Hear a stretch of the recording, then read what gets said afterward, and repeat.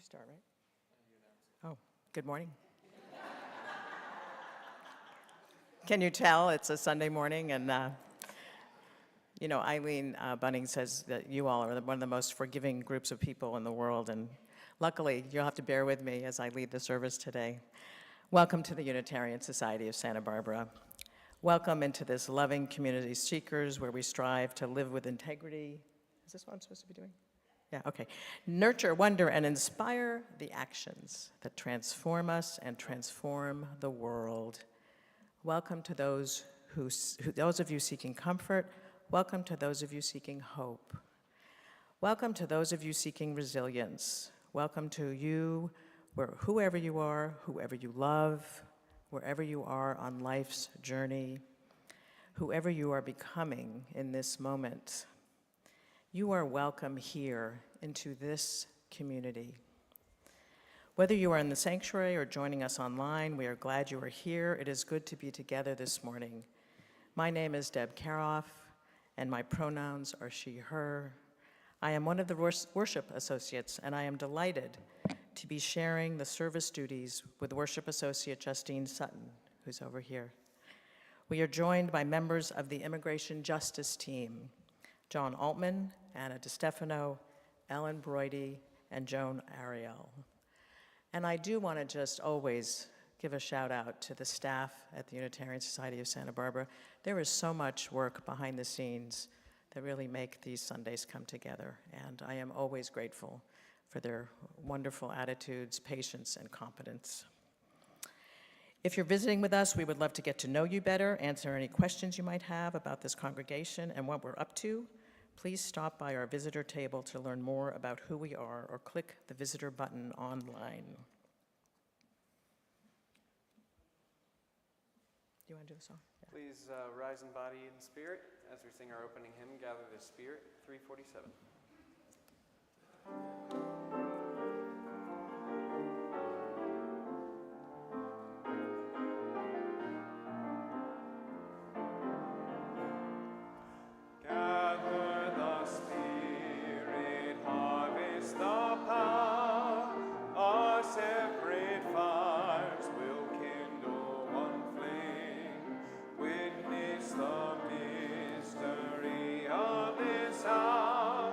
Trials in this life appear all the same. Gather in peace, gather in thanks, gather in sympathy now and then.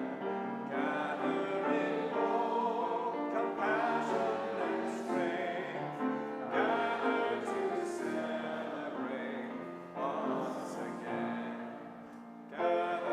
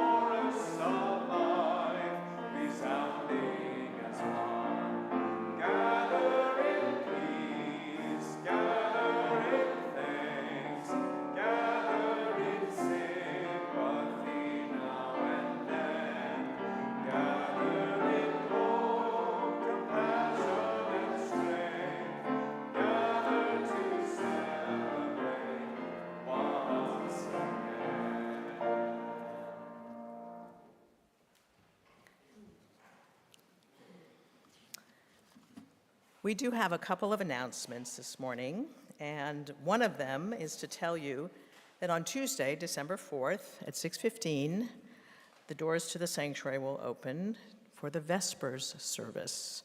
It goes from 6:15 to 7, and the doors actually open at 6 if you want to come a little early. It's a reflective service with some music, poetry, quiet time to meditate and reflect. The second announcement is from Susie DuPont. So Susie, come on up and tell people. Oh, I wrote the date wrong. Okay, it's good I have so many people. Thank you. I appreciate it. It's December 2nd, Tuesday. Susie, your turn. You want to stand on that? I don't know. Let's try. Ooh, this is better. Good morning. Oh, welcome to, what is this, past Thanksgiving Sunday? Okay, I'm Susie DuPont, and I'm sharing with you some opportunities that are available every year.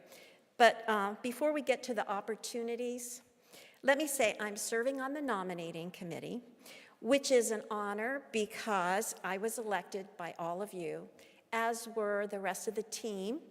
And my teammates are Kathleen Bean, Jack Reef, Colin Jones, and Tammy Shorb. Mike Risto. Where is Mike? I'm looking for him for support.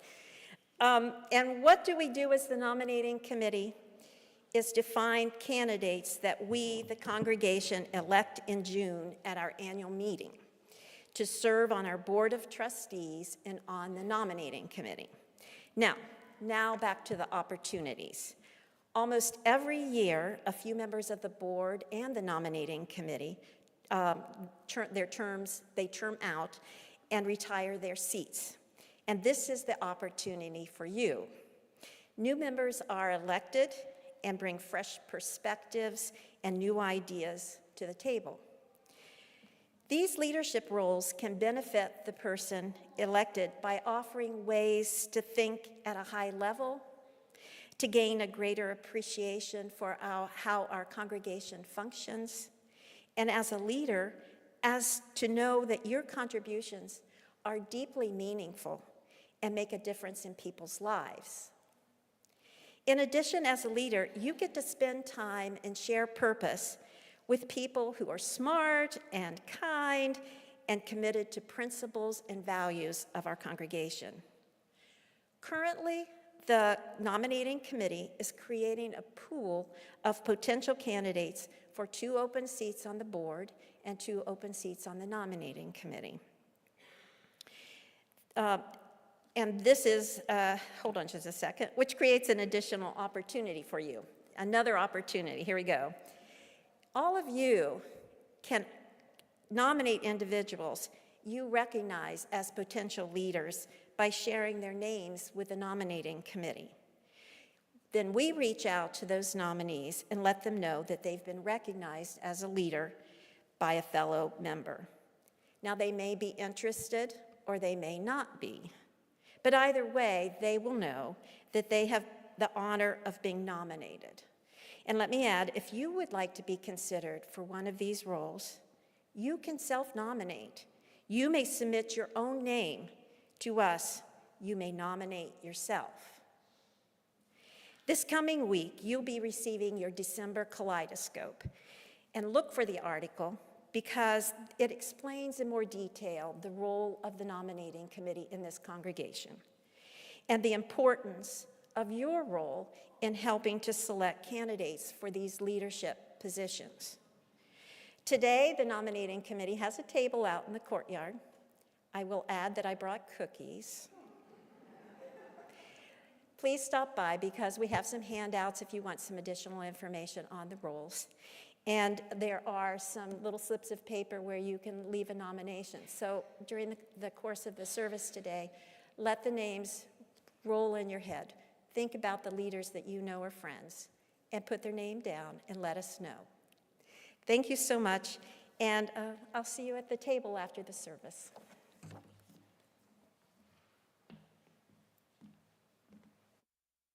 Thank you, Susie. Okay, I'm talking to myself as much as all of you. Let's settle in. Breathe deeply. Allow yourself to land fully in your body and in this moment. as we ring our bell and let the sound connect us.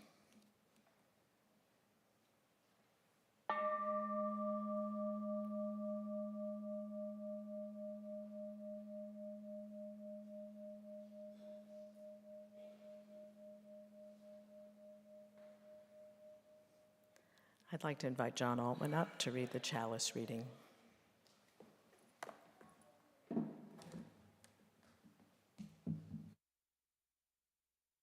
Our chalice lighting words today are by Melanie Davis. If ever there were a time for a candle in the darkness, this would be it.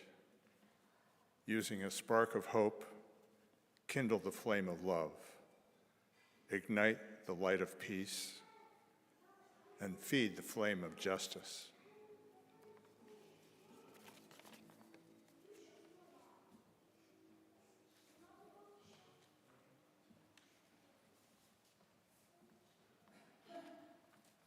Good morning. Every week, we take a moment to reflect upon something that has made our world a better, safer, more loving place. All of us have the opportunity to share our good thing during coffee hour, but one person, often the worship associate or other member of the Sunday service team, has the privilege of selecting and sharing that day's good thing with the entire congregation. At times, this assignment is a breeze, requiring only a quick glance at the newspaper or a suggestion from a friend. At other times, it's a bit more difficult, especially when the last thing you want to do is start the day with the morning news.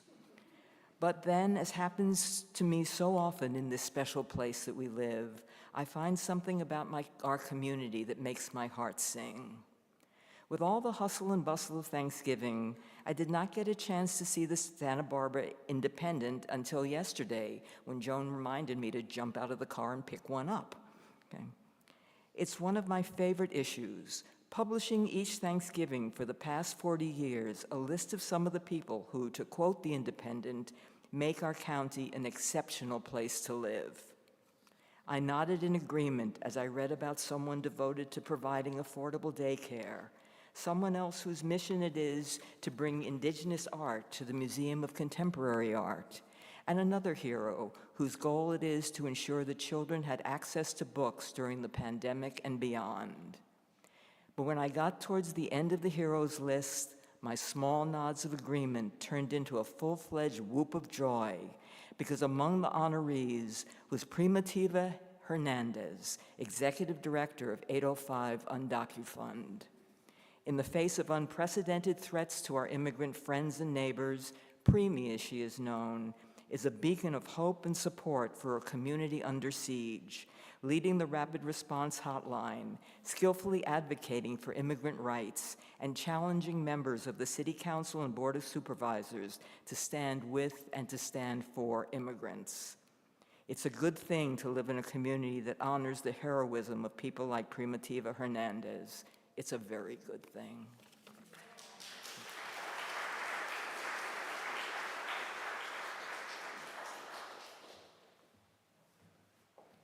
Please rise and body your spirit as we sing our next hymn, 298, Wake Now My Senses.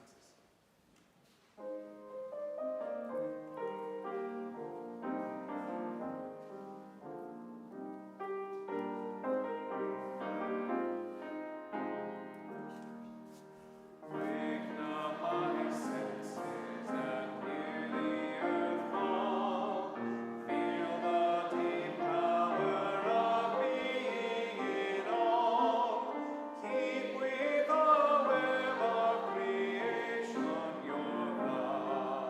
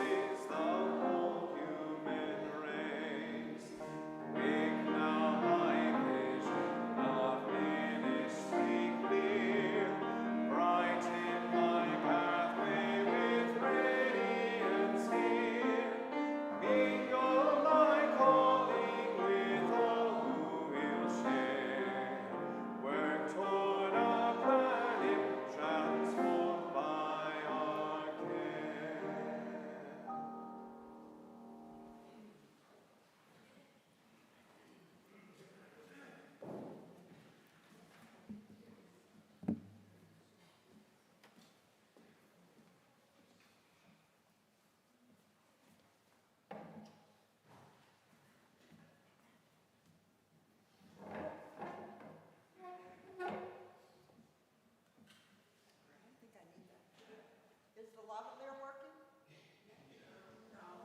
Yes? I don't need that. It's time for all ages. So who would like to join me on the carpet here? Here they come. Young and old, young and old.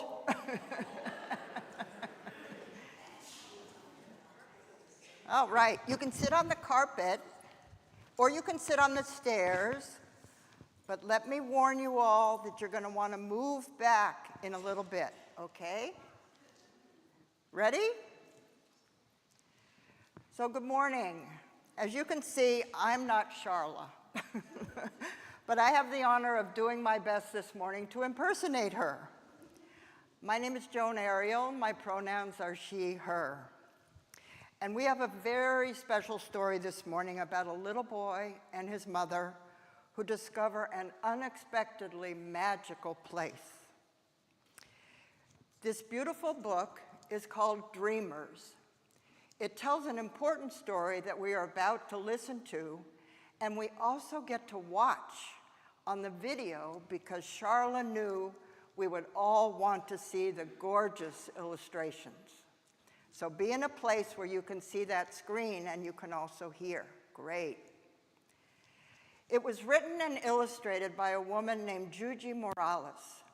In 1994, Yuyi crossed a bridge with her 2-month-old son, Kelly, from Ciudad Juarez, Mexico, to El Paso, Texas. She and her baby son became immigrants. Eventually, they moved to San Francisco, and Yuyi married Kelly's father, who was a US citizen. Like most immigrants, Yuyi missed familiar things from her home country, her family, her food, her friends, and the ability to communicate in Spanish.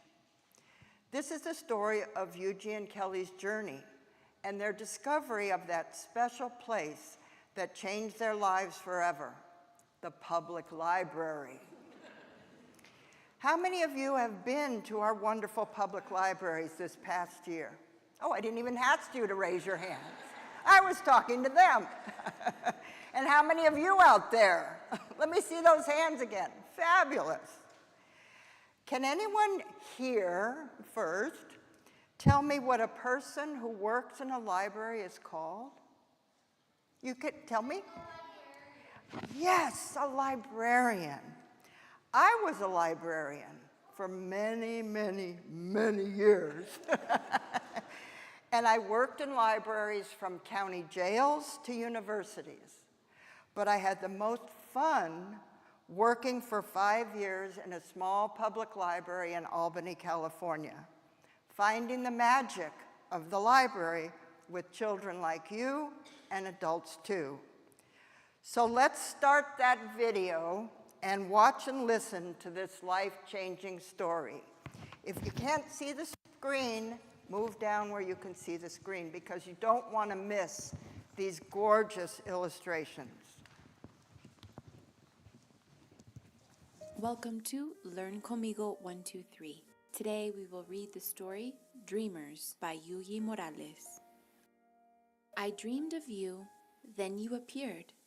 Together we became amor, love, amor, resplendent life, you and I. One day we bundled gifts in our backpack and crossed a bridge outstretched like the universe. Adiós, corazón.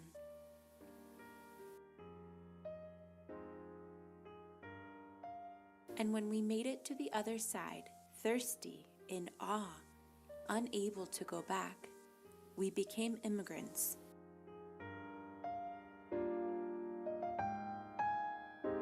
Migrantes, you and I. The sky and the land welcomed us in words unlike those of our ancestors. There were so many things we didn't know, unable to understand and afraid to speak. We made lots of mistakes.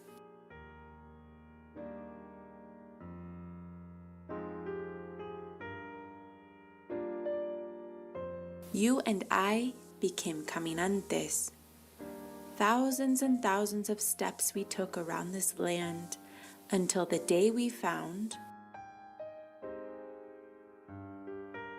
a place we had never seen before, suspicious, improbable.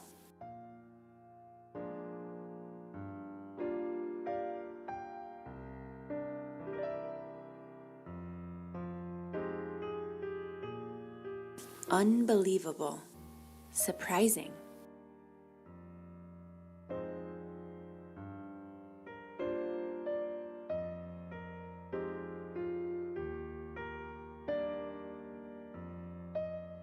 Unimaginable.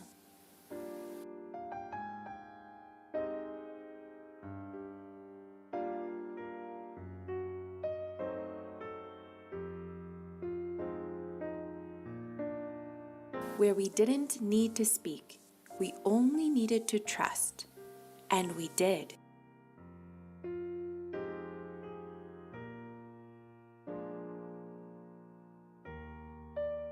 Books became our language. Books became our home. Books became our lives. We learned to read.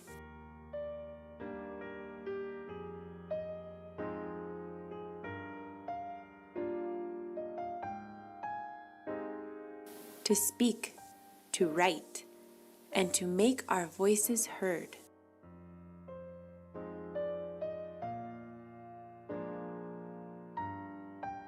Someday we will become something we haven't even yet imagined. But right now,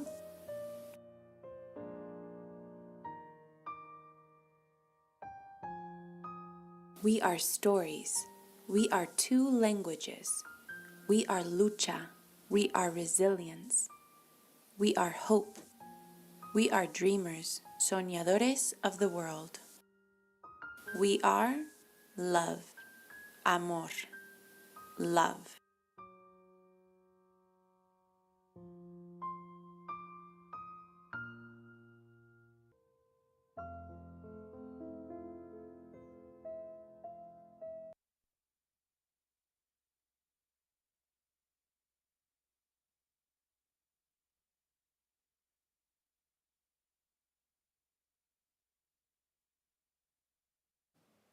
Will you sing that? Yeah.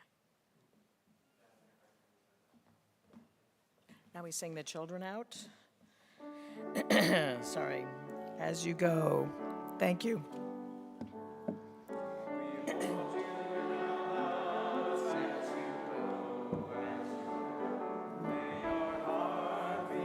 Place as you go.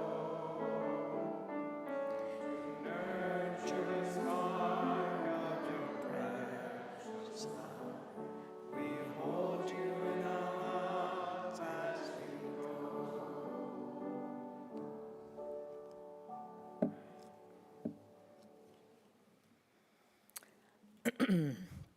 Thank you. Thank you, Joan. That was a lovely story and beautiful video, which Charlotte discovered last week. It was great. Last week, Reverend Julia introduced the Monarch branch, as you may recall. It's over here. And each butterfly on this branch represents someone who was taken from our community by ICE over this past year. This week, we add 31 monarch butterflies to remember the 31 people abducted from Santa Barbara County last week. These are our friends and neighbors, and we will not be silent while they are targeted for harassment and abuse. We are one human family, and we commit to bearing witness to their lives until this violence against our neighbors ends. We ring the bowl to honor each of them.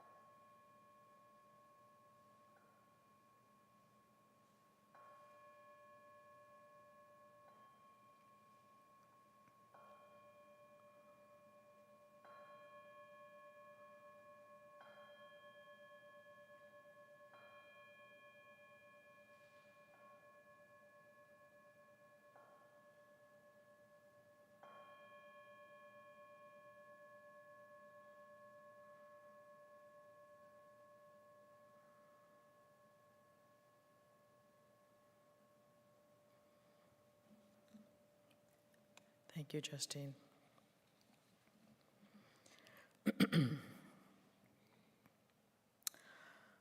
Our meditation this morning comes from a poem by Alberto Rios called "We Are of a Tribe." We plant seeds in the ground and dreams, excuse me, and dreams in the sky, hoping that someday the roots of one will meet the upstretched limbs of the other. It has not happened yet. We share the sky, all of us, the whole world. Together, we are a tribe of eyes that look upward, even as we stand on uncertain ground. The earth beneath us moves, quiet and wild, its boundaries shifting, its muscles wavering. The dream of sky is indifferent to all this, impervious to borders, fences, reservations. The sky is our common home, the place we all live. There we are in the world together. The dream of sky requires no passport. Blue will not be fenced. Blue will not be a crime. Look up. Stay a while. Let your breathing slow. Know that you always have a home here.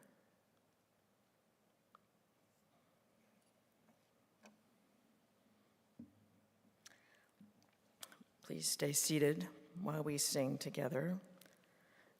In the Teal hymnal, number 1012, When I Am Frightened.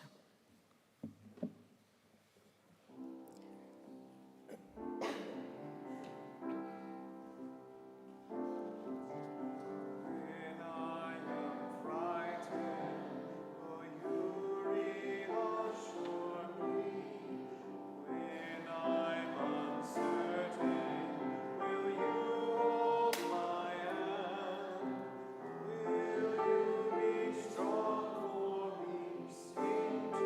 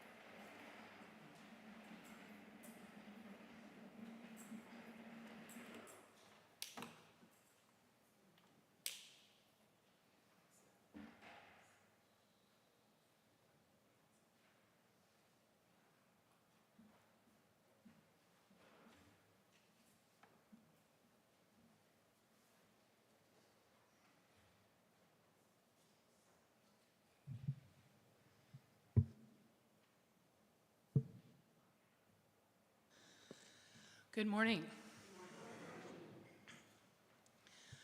What can do?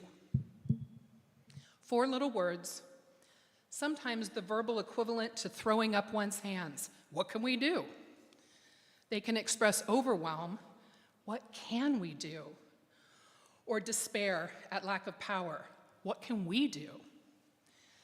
But as our congregation focuses on immigrant justice at this time, when it is such a vitally important issue, literally vital, with homes and livelihoods and lives on the line, I think we are saying, what can we do?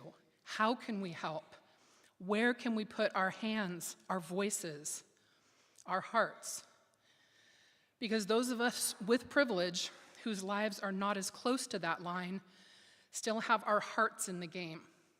All of us are hurting in our hearts, aching for the loss and the pain and the fear we witness, inspiring us to hold even more strongly to our principle of the inherent worth and dignity of every person, as we see that worth and dignity disregarded every day. We all have different contributions to make, depending on our abilities, our willingness, our resources. Volunteers are giving rides to appointments and check-ins to our vulnerable immigrant neighbors and delivering food from Santa Barbara Food Bank. I'm organizing some of these efforts, and I'm glad it's something I can give even when my mobility has been limited. La Casa de la Raza is also delivering food and always needs drivers and donors. If you're interested in helping with any of these efforts, you can see me after the service. We're giving what we can. 805 UndocuFund, as Ellen mentioned, whose ED was just named a local hero, is mobilizing trained community members to warn of and to witness ICE raids. When someone is taken, they are working to inform and support their family. Donations to them go a long way to support immigrants needing help in our community. We are bearing witness. USSB has created an immigrant justice fund. For over 2 years, this fund has been used to support a family who is seeking asylum in this country. We are gathering resources. You can join the Friday Justice and Equity Zoom meeting or sign on to receive the meeting notes each week if you can't be there. It is a place to learn about opportunities for organizing with others and taking action. We're planning what we can do. Giving what we can, bearing witness, gathering resources, planning together, showing up, and using our voices to speak out. I am proud that my fellow USSBers have shown out in great numbers at local protests, singing songs and carrying signs. I'd like to share a story about carrying signs. This is an abridged version of an essay by Rebecca Solnit, who is a white woman, for reference. On October 23rd, a call went out in the San Francisco Bay Area that Border Patrol agents had been sent to Coast Guard Island off Alameda. Immediately, locals set up an all-day blockade. That evening, thousands gathered in San Francisco's Embarcadero, all thanks to good organizing work. At both protests, people sported large silkscreen signs that said, "No ICE or troops in the Bay, protect our neighbors, rights and Constitution." And there's a picture. Sure enough, my brother David, she said, had set up a silk screening station and was printing away, handing out at least 300 of them that evening. And of course, I wanted one with the thought I'd put it in my window. But the poster had another destiny. I had a gig across town, so I carried it with me on the streetcar and then on foot across a parking lot where the attendant took in the words and beamed with, I'm not sure how to describe his expression, but there was joy and maybe relief. He brightened to see someone defending his rights simply by taking a stroll bearing the defiant language of this poster. He was a small, brown-skinned man, and I'm not sure whether he was from Latin America or the Middle East or some other part of the world. I did my best to speak words of hope and possibility, but of course the poster did most of the work for me. To think of him outdoors in public all day under these circumstances, facing whoever and whatever comes his way, is to contemplate what it's like to live in fear. I wished I could convey my convictions as a white person so clearly all the time as I did walking down the street with that sign. And we must remember how many people are now living in fear. afraid to speak, leave their homes, go to work, to walk down the street to the store or to school. It's important to remember that lives are wrecked not just when people are actually seized by ICE, but when they live under the threat that this could happen to them, as tens of millions now do. Not long after that moment in the parking lot, I walked onto the stage with the person I was having a public conversation with, and we were greeted with polite applause. But when I propped up the poster between us, the applause became thunderous. It's often assumed that all political action is attempting to convert those who do not agree with us. In reality, we are trying to rally those who do. At gatherings like the epic No Kings rallies, we show up in solidarity with each other and with the people, rights, truths, science, institutions, and places under attack. We remind each other that we are not alone, that we are strong, that we are committed, and we amuse each other with our signs. I'm often struck that these scraps of cardboard add up in their hundreds and thousands to an irreverent, slangy, sometimes profane, but cogent analysis of the situation. I think those in the audience for our conversation were thrilled to see something speak to exactly the moment we're in. Afterward, a Latino man with a slight accent came up to me and said, "I need your poster." I hadn't intended to give it up, but he said he is an immigration lawyer and wanted to frame it in his office. He had me convinced it would reach more impacted people, perhaps reinforce them the way the poster had my friend in the parking lot, that it would matter more in his office than my window. And so I gave it to him, on the condition that he offer a free consultation to the first immigrant I came across who needed it. That weekend, I heard from a friend of mine in the hospitality industry that one of her beloved workers, who had been with her for 20 years, was in ICE detention. So I reached out to my new lawyer friend sooner than expected. I connected them, and he prepared to help a new captive of this administration. That part of the story is unfinished, but the way a piece of paper with a message caused so many ripple effects in the course of its journey across a city delighted me. I wonder what has become of the hundreds of others. I saw 3 at the November 2nd Day of the Dead procession in San Francisco's Mission District, which is what this is a photo of. And just as an aside, monarch butterflies are very significant in Mexico for the Dia de Muertos celebrations. And I want to share that one of the signs I saw in recent marches was, "Butterflies are the only orange monarchs we need." And I thought that was very cogent.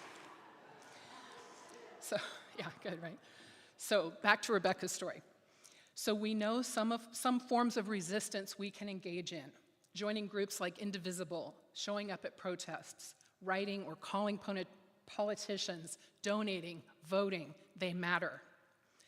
But a significant part of the work is speaking with accuracy, clarity, and conviction about the situations we face, standing on principle, reminding people we have power and can use it.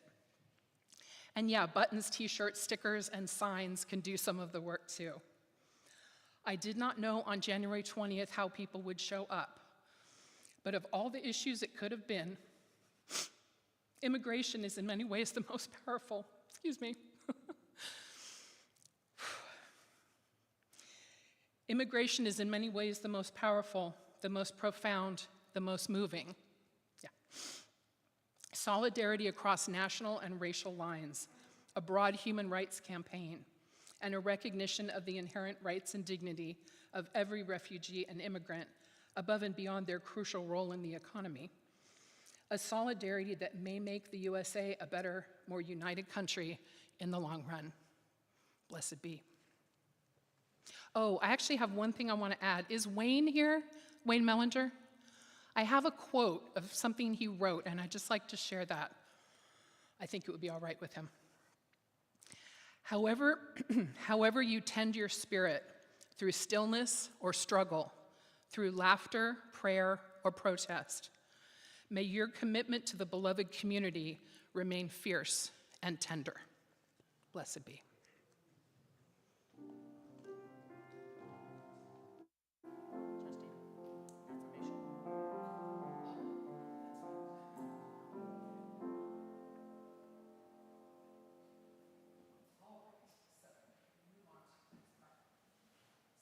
As you undoubtedly know, every month we donate 25% of our offering plate to an organization who is living our values in the world. This month, our outreach partner is the Bridget Alliance, coordinating and funding transportation, lodging, childcare, and other support for those who must travel long distances for essential reproductive care. Please join me in our affirmation of gratitude and giving. Let us be grateful when we are able to give, for many do not have that privilege. Let us be grateful for those who share their gifts with us, for we are enriched by their giving. And let us be grateful even for our needs, so that we may learn from the generosity of others.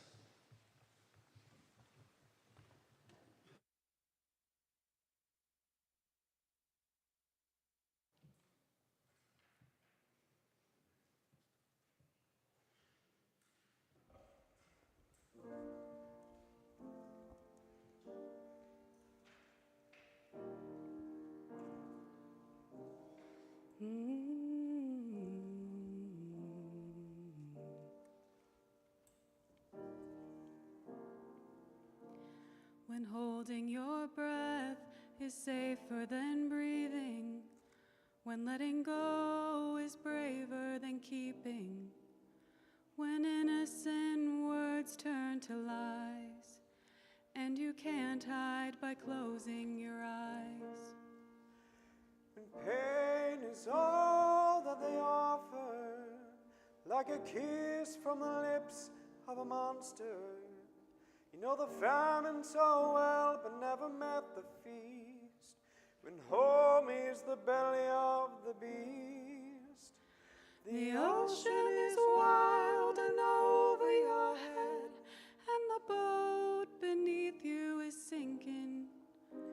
Don't need room for your bags, hope is all that you have. Say the Lord's Prayer twice, hold your babies tight. Surely someone will reach out a hand and show you a safe place to land. Oh, imagine yourself in a building, up in flames, being told to stand still. The window's wide open, this leap is on faith. You don't know who will catch you, but maybe somebody will. The ocean is wild and over your head, and the boat beneath you is sinking. Don't need room for your bags, hope is all that you have. So say the Lord's Prayer twice, hold your babies tight. Surely someone will reach out a hand and show you a safe place to land. Be the hand of a hopeful stranger, a little scared but you're strong enough. Be the light in the dark of this danger, till the sun comes up. Be the hand of a hopeful stranger, a little scared but you're strong enough. Be the light in the dark of this danger, till the sun comes up. Be the hand of a hopeful stranger, a little scared but you're strong enough. Be the light in the dark of this danger, till the sun comes up. Till the sun comes up. Oh, Till the sun comes till the up. sun, Till the sun comes oh, up. Till the sun, till the sun comes up.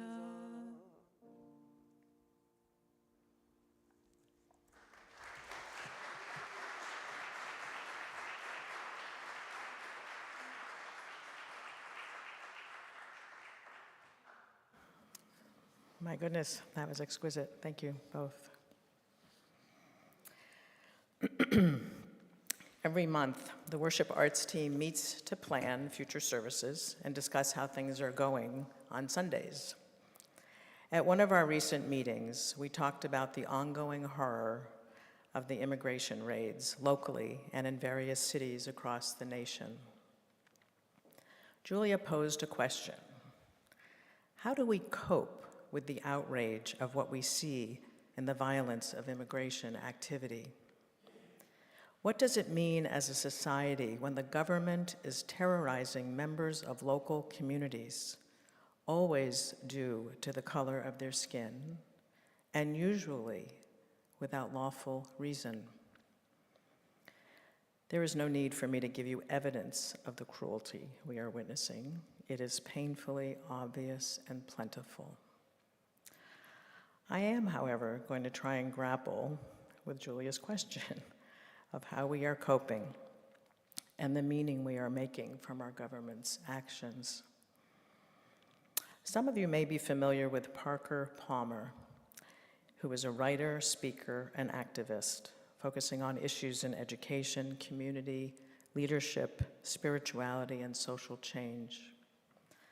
Parker Palmer writes about the concept of the tragic gap in a book called Healing the Heart of Democracy. Palmer says, quote, "Of all the tensions we must hold in personal and political life, perhaps the most fundamental and most challenging is standing and acting with hope in the tragic gap. On one side of that gap, we see the hard realities of the world, realities that can crush our spirits and dash our hopes. On the other side of that gap, we see real world possibilities, life as we know it could be, because we have seen it that way before. We see a world at war, but we have known moments of peace. We see racial and religious enmity, but we have known moments of unity. Possibilities of this sort are not wishful dreams or fantasies. They are alternative realities we have witnessed in our lives. Nonetheless, we continue to live our life in the tragic gap," he says. Tragic not simply because it is heartbreaking, but because in the classical sense of tragedy, it is an eternal and inescapable feature of the human condition, end quote. The tragic gap is being in a state of in-betweenness. It is the tension between terror and safety, cruelty and compassion, weakness and courage. Palmer writes, quote, "As we stand in a hard place, it is difficult to imagine staying there for the long haul. Our constant temptation is to allow the tension between reality and possibility to pull us one way or the other. If we are pulled toward too much reality, we fall into corrosive cynicism. If we are pulled toward too much possibility, we fall into irrelevant idealism. Cynicism and idealism sound like opposites, yet they have the same result. Both take us out of the action by pulling us out of the tragic gap." End quote. This is such an interesting idea to me. We lose our capacity to act when we let ourselves feel too much despair, or when we become overly hopeful and idealistic. Being cynical or idealistic means we get stuck in one of those places and are therefore pulled out of acting. It's the tragic gap, that in-between state, which prompts us to act, and for most of us, to act with compassion and courage. We find hope and take action by holding two truths at the same time: what is real and what is possible. Living in the tragic gap grows our ambiguity muscle, pulling ourselves out of our cynicism and out of our idealism into that middle, gray, and liminal space. Parker Palmer asks the question of whether what we do makes a difference, which is an important question. He writes, quote, "We must judge ourselves by a higher standard than effectiveness, the standard called faithfulness. Are we faithful to the community on which we depend, to doing what we can in response to its pressing needs? Are we faithful to the eternal conversation of the human race, to speaking and listening in a way that takes us closer to the truth? Are we faithful to the call of courage that summons us to witness to the common good, even against great odds?" In various cities across the nation, we have seen communities actively resisting ICE raids. We have witnessed community responses to ICE activity in Santa Barbara, Los Angeles, Portland, Chicago, Charlotte. We see people using whistles to alert immigrants about ICE presence, making videos of ICE activity, gathering in large crowds to chant, sing, and support those who have been targeted. In each of these communities, we see folks who have always been active in social justice work. And we also see people who have never been active in social justice work. This caring for our neighbor is quite remarkable, and it speaks to the presence and possibility of collective goodness.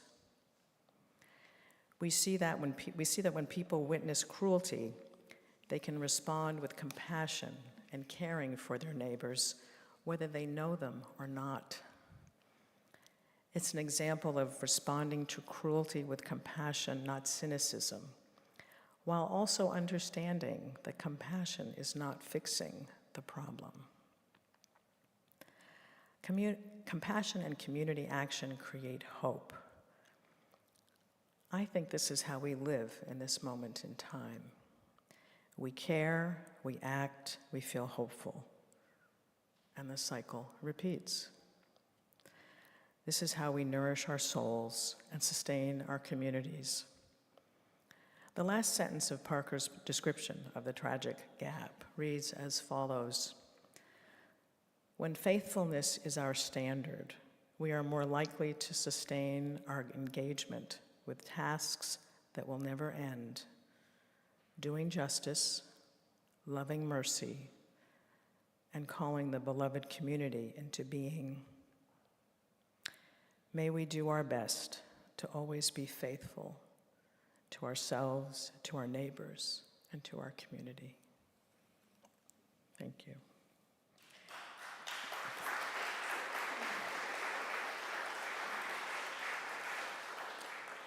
Now we will sing Spirit of Life in the gray hymnal numbered 123.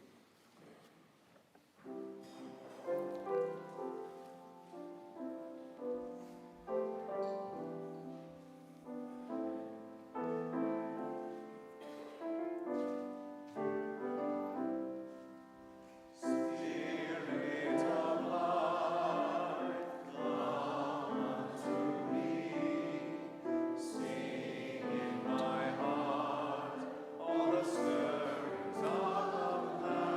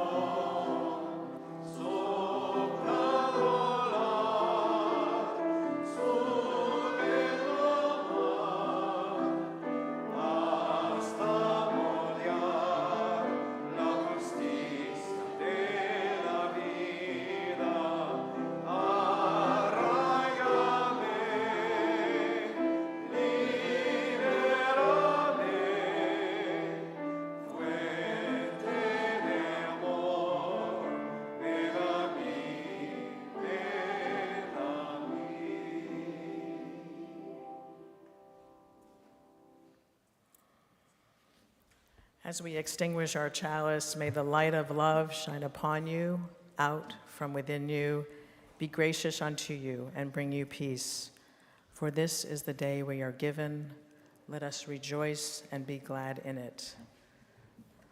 Call out a blessing.